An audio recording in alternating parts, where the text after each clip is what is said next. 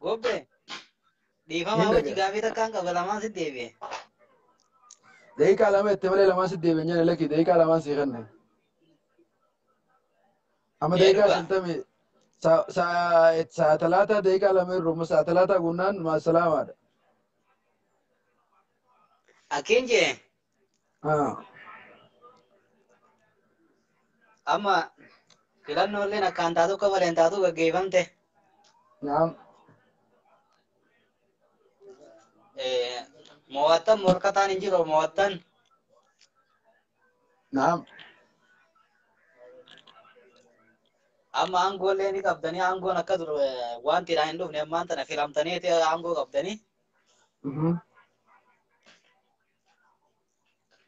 Amma biyya tana gaagama adda addaatiin gaa waraanni gaa nageenyi gaa diras gaa hamma tokko naman gammachiisu oduu wal sabuudhaan hin jennetti.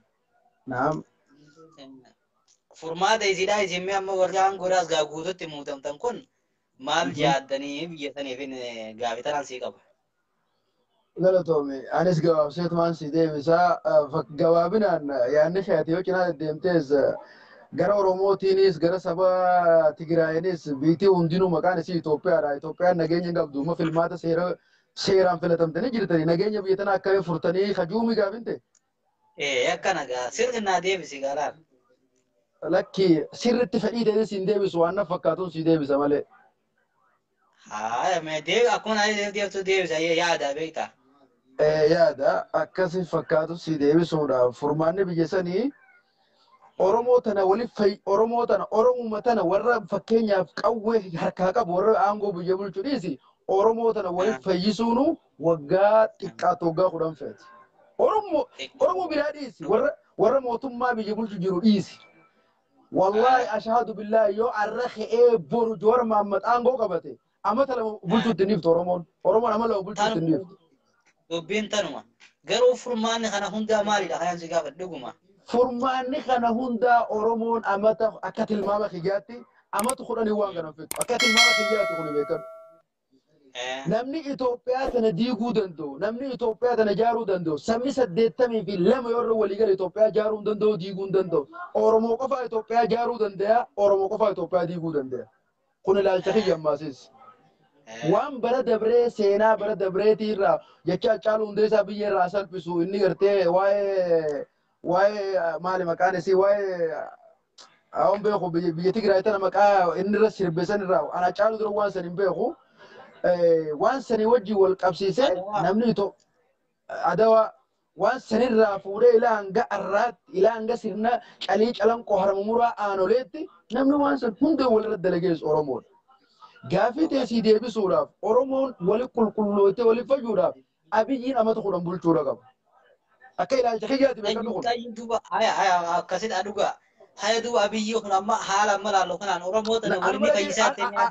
Anuma dhageeffadhu amata 10 Abiyyiin bulchu kana keessatti Oromoon kabooyu booyee dhugaa Oromoo barbaadu as keessaa dhalachuudha qaba. Laal Joor Muhammad nama dhugatti dhugaa Oromootiif dalagu nama dhugaa Oromootiif barbaadu. Garuu ilmi namaa dogoggora marraa ani waan kaasin jaalladhu bakkuma kana qooda keessuuf tanaaf hin si jaalladhu. Marraa lama dogoggora Joor Muhammad marraa lama. Lama illee asumaan naasofnee jirtanaati. Tokko uummanni Oromoon galiin jaaniin lama osoo uummanni Oromoon galiin juuniin didee gale. Sadii adda bilisummaa Oromoo osoo haariyoomsee tan uummanni Oromoo jaalatu itti miseensatti hin ta'ini dhaaba madarakiin miseensatee akhireedhaaf geesse. Namni aangeenni amata 3 dalageessan takka dalagu amata 10 kana keessatti ijoollee badhaadhinaa tana keessa akkas ba'u abdiin qaba. Gaafa namni dhugaa Oromoo mataa walii hidhee badhaadhina bakka jiru dhiisee gadi tana mataa walii hidhu gaafa dhufe filmaata waggaa 5ffaa dhufutti namni biraa tokko filatamee Oromoo tana keessa Oromoo mataa waliin dhumeedha. Oromoon hanga sanitti abbaan fedhe TPLF jala adeemu abbaan fedhe abbaa fedhe jala adeemu ila Oromoon hanga sanitti nuu bochittiin tilmaama keessaa qaba. Daqiiqaa lamaan tirfiyaasoo. Dhuga daqiiqaa lamaan kiyyifate. Ani garuu Abiyyi gaada ati jette kana waggaa 10 miti amata 100 illee osoo lubbuun jiraate waan waliif fidulatti hin fakkaatu. Illee natti hin fakkaatu. Kanuma gaafiin diyyasii qabu.